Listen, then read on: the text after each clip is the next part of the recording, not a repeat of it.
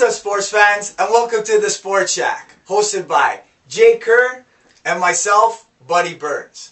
Right now, we're going to get into something new that we've been doing at the Sports Shack, which is the sleepers in the March Madness tournament. Now, we've done one show, which was the East. Now we're moving on to the West. Now, in the Western region, one of your sleeper picks is Penn State versus Temple. Yeah, I think of all of the sleepers I've picked in the West, I think Penn State's probably the best one. I mean, you're going to see a lot of these sleeper picks that are generally between 10 and 13, but these are the teams that are most likely going to win. But Penn State has dumped some some eggs, bro. They've laid some serious fucking eggs this season. I know, and you know what? So has Temple. Yeah, believe me. Temple's put some eggs out there too, and you know what? Temple hasn't played nearly the level of competition that Penn State has. Okay, Penn State played. That is a valid. No, you do have a valid. I mean, you're gonna lay eggs when you go play in Ohio State. You're gonna lay eggs even if you go play like Indiana at home. You're gonna lay an egg. Indiana's decent. Like the reason why I say that, and I just put the cock block on this one. I know. You know what I mean? Is the fact that which Penn State is gonna show up? The one that's been playing good of late, or is it the one that wasn't playing good? We're gonna once they started to play good. Now I'll tell you right now, when you're trying to cap this stuff and when you're trying to fill out your bracket, you got to go with the team that's how they've been playing recently. If you're gonna pick a team like fucking Georgetown that's been shitting the bed for a month, you might as well fucking forget it. Don't pick teams like that. Pick the teams that did well in conference tournaments. Penn State went all the way to the final in the Big Ten conference tourney.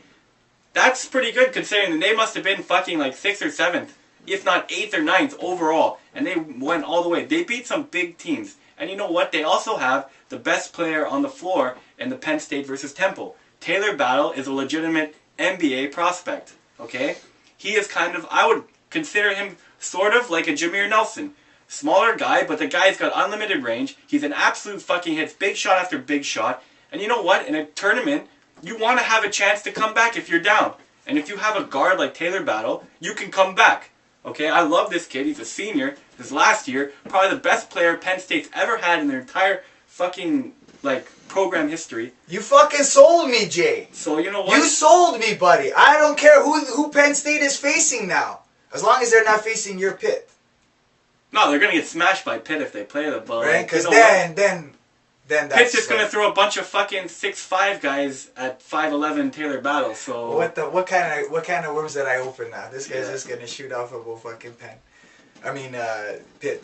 Okay, moving on to our next sleeper game is Missouri versus Cincinnati. Yeah, Cincinnati. What the fuck are you doing? What does it rank here? Cincinnati number 6. Number 6, Cincinnati. What the fuck? Let them fucking have it. Let them have it. What the fuck? What?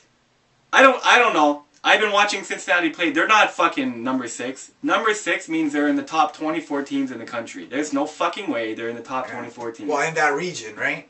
No, well, think about it. There's 4 regions, 6 teams in each one. That's 24 teams. You got to say that they're in the top 24 teams. Yeah. Right?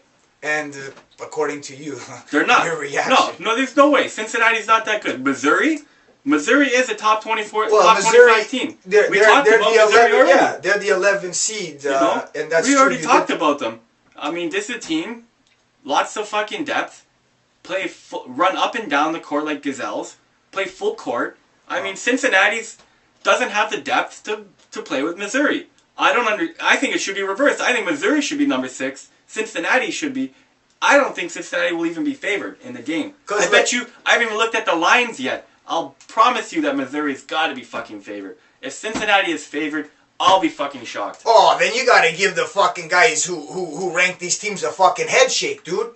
Because bottom line in this I mean the favorite team should be the lower seed. Yeah, well, because it's like in the middle of the bracket. The first, I know 8 and 9. 8 and 9. should I can be see. like low things. When we're talking fucking still a 4th seed against the that's we're talking at least a 6 point. Well, we're gonna talk about, I don't know, -6. Yeah, so I mean, yeah, but hey, man, since you talked about them, I've put them on my my sleeper list because everybody has their opinion of sleeper teams, right? Missouri didn't play that well, down the stretch, but yeah. I think they're the type of team that can really, all it takes for them is really one game, and all of a sudden they look like world beaters again. And if they get on that roll, I think they can do it to Cincinnati. They're gonna start. You're gonna see it snowball. Then you're gonna see like fucking, before you know it, they're in the Sweet 16. That's the type of team Missouri Tigers. They're deep. They're fucking talented. Because I like to smash on the favorites. So far you're with two of my third sleeper. I already know for sure you're not. Yeah. Like you're guaranteed. absolutely not. Which is. And I bet you I'm one of the only people. Yeah, in Canada. Guaranteed. Or in Toronto, I'm not a hater. I'm not a hater of these kids. Oakland versus Texas. Yeah, and this is Oakland. This is not California, Oakland. This is Oakland and Michigan. Okay, so this is a little school in Michigan, and they're playing the Texas Longhorns, right? And Texas. We know they got the 2 Canadians, and they're deep. They got Jordan Hamilton. They got that fucking Turkish dude that plays crazy defense. Like I've never seen fucked up defense. Well, dude, man, it's like. Oakland again has the best player on the floor for either team. They have the most fucking NBA ready player on either team. Benson for Oakland, the forward, and you know what? Oakland's already played, coming out of a conference. I don't even know what conference they're playing in. It's like some no-name conference, and they actually have probably one of the toughest schedules I've ever seen in my entire life.